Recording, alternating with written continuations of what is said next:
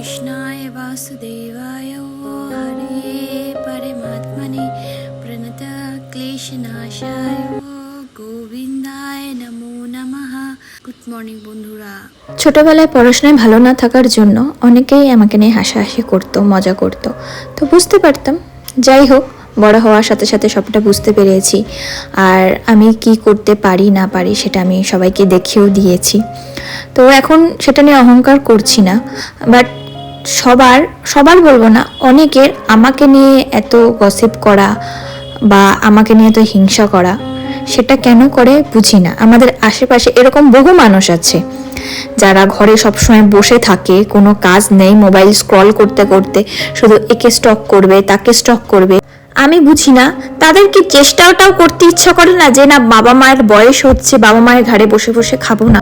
তো ভগবানকে একটা কথাই সবসময় আমি বলি যে আমাকে নিয়ে ছোটবেলায় যারা খুব হাসাহাসি করতো, মজা উড়াতো আমার, তো আজকে তারা কোথায় আছে আর আমি কোথায় আছি।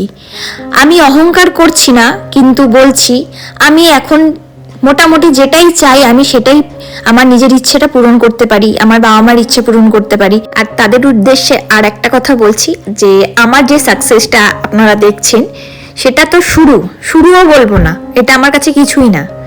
আমার এখনো অনেক কিছু অ্যাচিভ করা বাকি আছে। তো আপনারা দেখে এটা যে জ্বলেন, আপনাদের যে হিংসা হয় সেটা আমি বুঝি, তো সেটাতে আমার খুব আনন্দ হয়, আর আমার আরো বড় হওয়ার ইচ্ছেটা আরো বেড়ে যায়।